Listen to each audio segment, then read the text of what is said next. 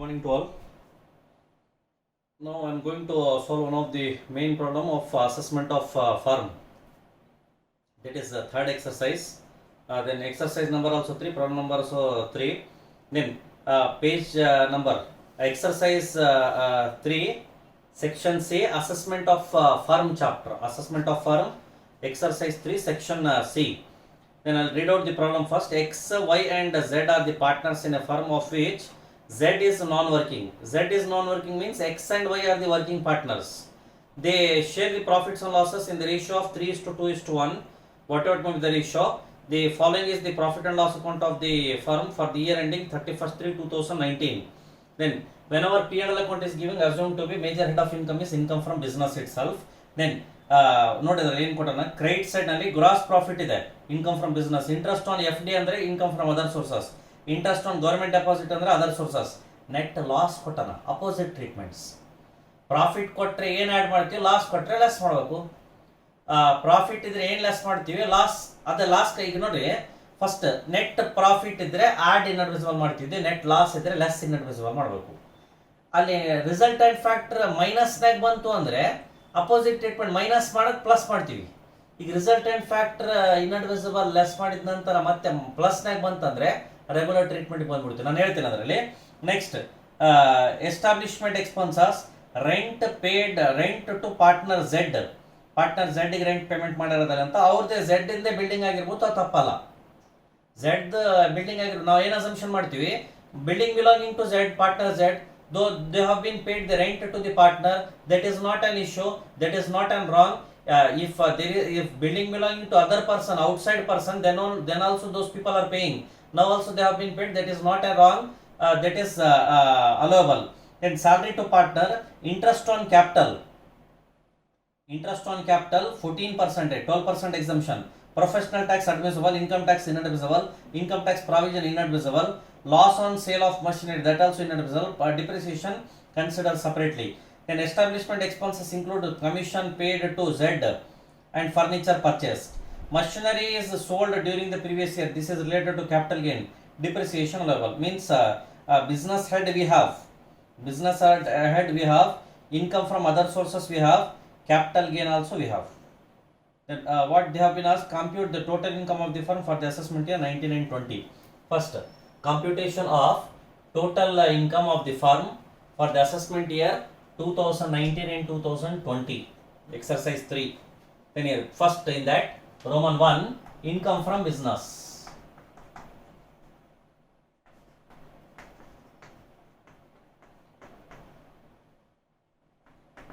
Income from business. Below it, net, that is not net profit, ಇದರಲ್ಲಿ net profit ಅಂತ ಕೊಟ್ಟಿಲ್ಲ, net loss ಕೊಟ್ಟನ. And here net loss as per P&L account, net loss as per P&L account. Then 30,000 ಇದೆ, ಇಲ್ಲಿ ಏನು ಮಾಡ್ರಿ minus 30,000 ಅಂತ ಮಾಡ್ರಿ, minus 30,000. And here ಈಗ ಏನು ಮಾಡ್ತಿದ್ವಿ, ಆಡ್ ಇನ್ಅಡ್ಮಿಸಿಬಲ್ ಎಕ್ಸ್ಪೆಂಡಿಚರ್ ಅಂತ ಮಾಡ್ತಿದ್ವಿ. ಸೈನ್ಸ್ ಎಲ್ಲ ಏನು ಮಾಡೋಕೆ, ಈಗ ಆಡ್ ಅಂದ್ರೆ ಏನಾಗ್ತದೆ ನಿಮಗೆ, ಸರ್ ಪ್ರಾಫಿಟ್ ಇದ್ದಾಗ ಆ್ಯಡ್, ಲಾಸ್ ಇದ್ದಾಗ ಆ್ಯಡ್ ಅಂತ ಹಂಗ ಅನ್ಸುತ್ತೆ. ಬಟ್ ಆ್ಯಡ್ ಮಾಡೋದು ಅವಶ್ಯಕತೆ ಇಲ್ಲ. Less inadmissible expenses and remuneration to partners.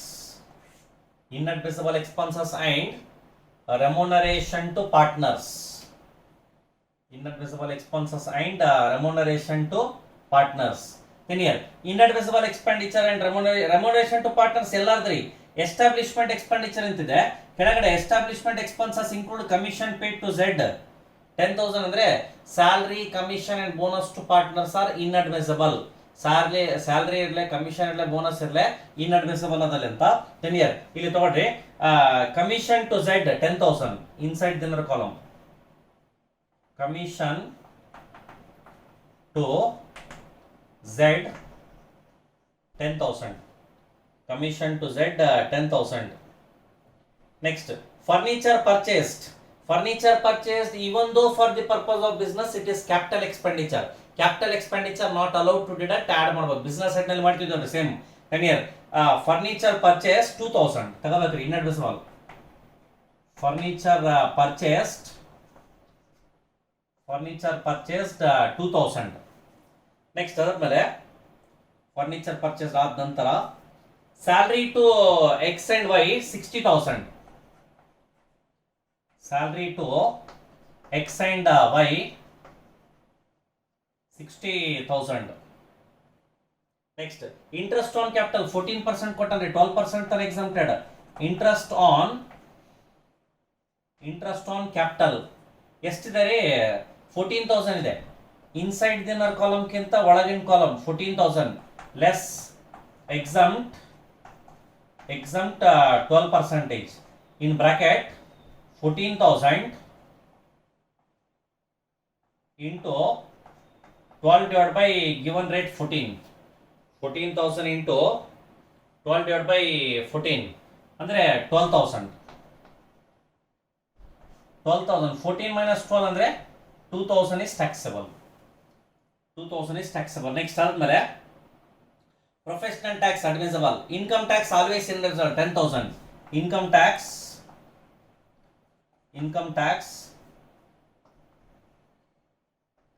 10,000. Income tax 10,000. Next income tax provision, that also inadmissible 10,000. Income tax provision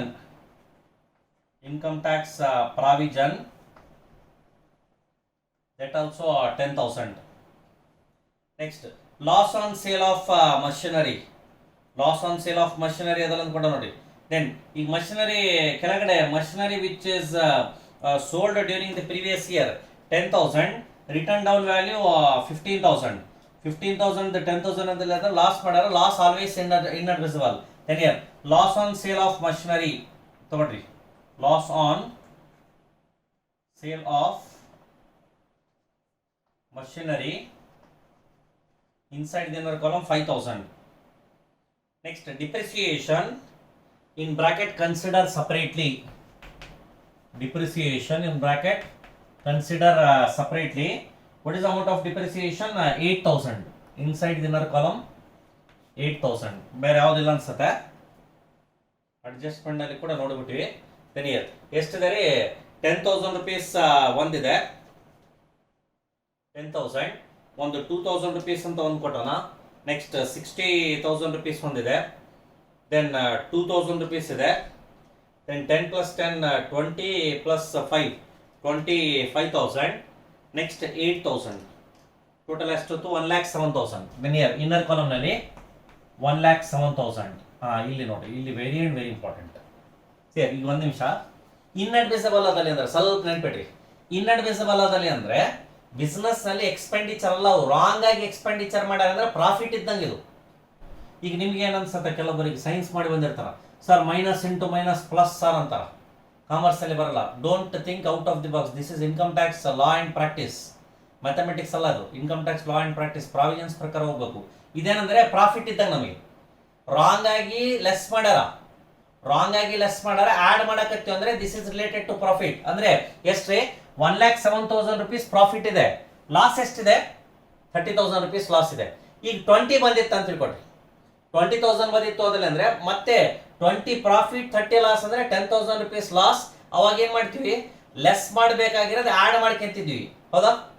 ಇಲ್ಲಿ 20 ಬಂದಿತ್ತಂದ್ರೆ 1,07,000 ಪ್ಲೇಸಿಗೆ 20,000 ಬಂದಿತ್ತಂದ್ರೆ 20,000 ಪ್ರಾಫಿಟ್ 30,000 ಲಾಸ್. 20,000 ಪ್ರಾಫಿಟ್ 30,000 ಲಾಸ್ ಅಂದ್ರೆ ಲಾಸ್ ಕಂಟಿನ್ಯೂ ಆಗ್ತಿತ್ತು. ಲಾಸ್ ಕಂಟಿನ್ಯೂ ಆದ್ರೆ ಲೆಸ್ ಮಾಡೋದು ಆಡ್ ಮಾಡ್ತಿದ್ವಿ ಅಪೋಸಿಟ್. ಬಟ್ ಇಲ್ಲಿ loss converted into profit ಅಂತೀವಿ. ಪ್ರಾಬ್ಲಮ್ 30,000 rupees ಲಾಸ್ ಇತ್ತು. 1,07,000 rupees ನಮ್ಗೆ ಇನ್ಅಡ್ಮಿಸಬಲ್ ಅಂದ್ರೆ ಪ್ರಾಫಿಟ್ ಇದ್ದಂಗ್ರಿ. Then 1,07,000 rupees profit 30,000 rupees minus 30,000 rupees loss ಅಂದ್ರೆ 77,000 rupees ಪಾಸಿಟಿವ್ ನಲ್ಲಿ ಬಂತು. 77,000 rupees ಪಾಸಿಟಿವ್ ಬಂತು ಅಂದ್ರೆ ಲಾಸ್ ಕನ್ವರ್ಟೆಡ್ ಇಂಟು ಪ್ರಾಫಿಟ್ ಬರ್ಕಟ್ಟೆ. ಬೇಕಾದ್ರೆ ಲಾಸ್ ಕನ್ವರ್ಟೆಡ್ ಇಂಟು ಪ್ರಾಫಿಟ್. ಈಗ ನಾರ್ಮಲ್ ಸಿಚುವೇಶನ್ ಬಂದ್ವಿ. ನಾರ್ಮಲ್ ಸಿಚುವೇಶನ್ ಬಂದ್ಮೇಲೆ income relating to other heads and exempted income less ಮಾಡಬೇಕು. ನಾರ್ಮಲ್ ಸಿಚುವೇಶನ್ ಬಂದಿಲ್ಲ ಅಂದ್ರೆ ಆಡ್ ಮಾಡ್ತಿದ್ವಿ. Less incomes relating to other heads and exempted incomes. incomes relating to other heads and exempted incomes. Then in that, interest on FD 1000. Interest on FD inside the column 1000. Next, interest on government securities 9000. Interest on government securities 9000. Total 10,000 need to deduct. 77 minus 10,000 andre 67,000. 67,000 less depreciation as per rules under section 32. Depreciation as per rules under section 32. Last quota note 8,000. Less ಮಾಡಿದ ನಂತರ 59,000 book profit. ಇಲ್ಲಿವರೆಗೆ same ರೀ business head book profit. Then again less remuneration to working partners. Remuneration to working partners or under section 40B, whichever is least. Remuneration to working partners or under section 40B, whichever is least. Below it, remuneration to working partners. Remuneration to working partners. Below it, ಯಾರು working ಅದರಲ್ಲಿ problem ಅಲ್ಲಿ ಕೊಟ್ಟನ್ರಿ working ಯಾರದಲ್ಲಿದ್ರೆ Z is not non working ಅಂದ್ರೆ X and Y. Salary to X and Y ಒಂದೇ ಬರ್ತದೆ. Salary to X and Y 60,000.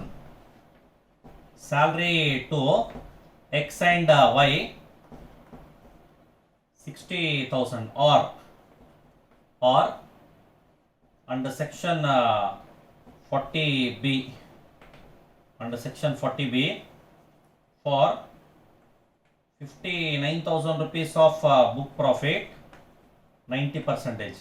3 lakh rupees ತನ ಅಂದ್ರೆ 90%. 4 ಲಕ್ಷ ಇತ್ತಂದ್ರೆ ಎಕ್ಸಾಂಪಲ್ ಹೇಳಿದ್ದೇನೆ ಥಿಯರಿನಲ್ಲಿ 4 ಲಕ್ಷ ಇತ್ತಂದ್ರೆ ಮೊದಲಿನ 3 ಲಕ್ಷಕ್ಕ 90%, ರಿಮೈನಿಂಗ್ 1 ಲಕ್ಷಕ್ಕ 60%. ಈ ಟೈಪ್ ಮಾಡ್ತೀವಿ. ಇಲ್ಲಿ ಕ್ಯಾಲ್ಕುಲೇಟ್ ಮಾಡಿದ್ರೆ 59,000 ಸೇರ್ 59,000 ಇಂಟು 90% ಮಾಡಿದ್ರೆ 53,100. ಇಲ್ಲೇ ಬರ್ಕೊಡ್ರಿ 53,100 ಕಡಿಮೆ ಐತ್ರಿ. ಅಂದ್ರೆ ರಿಸ್ಟ್ರಿಕ್ಷನ್ ಮಾಡ್ತೀವಿ 40B restricted to 40B restricted to 1,50,000. ಹೌದಾ 1,50,000. Then here whichever is least is allowed to deduct. least ಯಾವ್ದಿದೆ ಇದರಲ್ಲಿ 60,000 least ಇದೆ. 60,000 ಲೆಸ್ ಮಾಡ್ತೀವಿ. 59,000 ಅಲ್ಲಿ 60,000 ಲೆಸ್ ಮಾಡಿದ್ರೆ ಅಗೇನ್ ಲಾಸ್ ಬಂತ್ರಿ. Then here 1,000 rupees ಮೈನಸ್ ನಲ್ಲಿ ಬಂತು. Loss from business, profit income from business ಅಲ್ರಿ, ಲಾಸ್ ಫ್ರಮ್ ಬಿಸ್ನೆಸ್ ಅದಲ್ಲಿ ಅಂತ ನಾವು ಟ್ರೀಟ್ ಮಾಡ್ತೀವಿ. ಮತ್ತೆ ಲಾಸ್ ಇತ್ತು, ಲಾಸ್ ಕಡಿಮೆ ಆಯ್ತು ನೋಡ್ರಿ. ಈಗ ಎಷ್ಟಿತ್ತು ಲಾಸ್ 30 ಇತ್ತು, ಈಗ 1,000 ರೂಪಾಯಿ ಲಾಸ್ ಆಯ್ತು. ತೆನಿಯರ್ ಇನ್ಕಮ್ ಫ್ರಮ್ ಅದರ್ ಸೋರ್ಸಸ್ ಇನ್ನು 2 ಹೆಡ್ ಅದಾವ. ತೆನಿಯರ್ ಇದಾದ್ಮೇಲೆ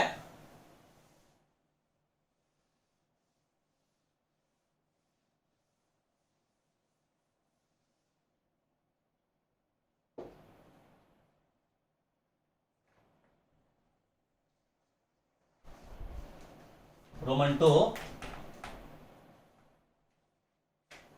ರೋಮನ್ 2 ನಲ್ಲಿ ಯಾವ್ದಿದ್ರೆ ಕ್ಯಾಪಿಟಲ್ ಗೇನ್ ತಗೊಂಡ್ಬಿಡ್ರಿ. ಕ್ಯಾಪಿಟಲ್ ಗೇನ್ ಆದ್ಮೇಲೆ income from other sources. Then here capital gain ಬಗ್ಗೆ ಏನ್ ಕೊಟ್ಟ ನೋಡ್ರಿ. ಕ್ಯಾಪಿಟಲ್ ಗೇನ್ ಬಗ್ಗೆ ಯಾವ್ದನ್ನ ಕನ್ಸಿಡರೇಷನ್ ಮಾಡಿರೋದ್ರ ಅಂತ ಕೊಟ್ಟನ. ಕ್ಯಾಪಿಟಲ್ ಗೇನ್ ಬಿಲಟ್ sale of machinery. In that sale proceeds 10,000 less WDV 15,000. This is very important. ಸ್ವಲ್ಪ ನೆನಪಿಟ್ರೆ 5,000 rupees ಮೈನಸ್ ನಲ್ಲಿ ಬಂತು. ಔಟರ್ ಕಾಲಮ್ ತಗೋಬೇಡ್ರಿ, ಮೈನಸ್ ನಲ್ಲಿ ಬಂತು. then here short term capital loss capital loss ಬ್ರಾಕೆಟ್ನಲ್ಲಿ carry forward, short term capital loss carry forward, outer column nil. ಯಾಕೆ ಇದು ಮಾಡ್ತೀವಿ ಸಿಯರ್ ನೆನ್ಪಿಡ್ರಿ, ಶಾರ್ಟ್ ಟರ್ಮ್ ಕ್ಯಾಪಿಟಲ್ ಲಾಸ್ ಆದ್ರೆ short term capital gain or long term capital gain ನಲ್ಲಿ adjust ಮಾಡಬೇಕು. Long term capital loss ಆದ್ರೆ ಲಾಂಗ್ ಟರ್ಮ್ ಕ್ಯಾಪಿಟಲ್ ಗೇನ್ ನಲ್ಲಿ ಅಡ್ಜಸ್ಟ್ ಮಾಡಬೇಕು. ಈಗ ಒಂದು ಲಾಸ್ ಬಿಟ್ಟು ಬೇರೆ ಗೇನ್ ಯಾವುದಿಲ್ಲ, ಅದಕ್ಕೆ carried forward next year adjust ಮಾಡಬೇಕು. ಬೇರೆ ಇದರಲ್ಲಿ ಲೆಸ್ ಮಾಡಕ್ ಬರಲ್ಲ, ಮತ್ತೆ ಅಷ್ಟೇ ತೋರಿಸ್ಬೇಕು. Next Roman 3, income from other sources. Income from other sources then ಯಾವುದಿದೆ ಇನ್ಕಮ್ ಫ್ರಮ್ ಅದರ್ ಸೋರ್ಸಸ್ ನಲ್ಲಿ? Interest on F D, interest on F D 1000, interest on F D 1000. Next ಮತ್ತೆ ಇನ್ನೊಂದು interest on government securities, interest on government securities 9000. Total income from other sources 10,000.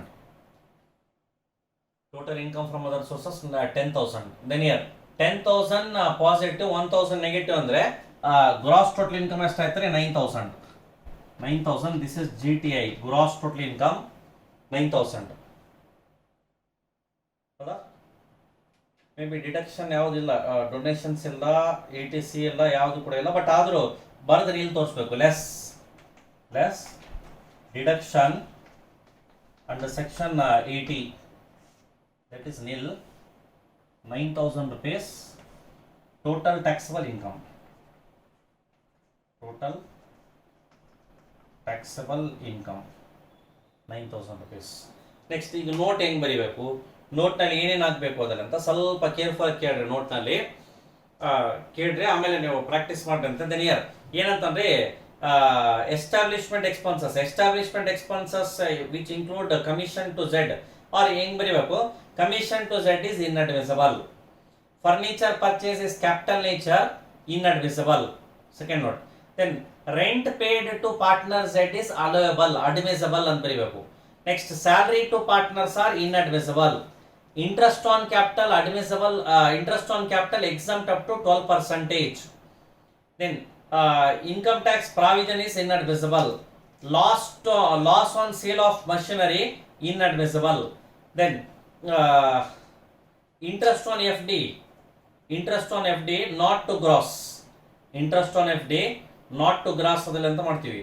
Next ಆದ್ಮೇಲೆ ಇನ್ನೊಂದು very important, short term capital loss cannot be adjust in other income other than short term capital gain. Short term capital loss cannot be adjusted in other income other than short term capital gain, hence it is carried forward. Short term capital loss cannot be adjusted in other incomes other than short term capital gain, hence it is carried forward. Then remuneration under section 40B restricted to rupees 1,50,000. ಇಷ್ಟು common ಆಗಿ compulsory ಆಗಿ ಬರೀಲೇಬೇಕು ಅದರಲ್ಲಿ ಅಂತ ನಾವು treat ಮಾಡ್ತೀವಿ. This is about the exercise 3. ಇನ್ನೊಂದು 2 exercise next ನಲ್ಲಿ discuss ಮಾಡ್ತೇನೆ. Thank you.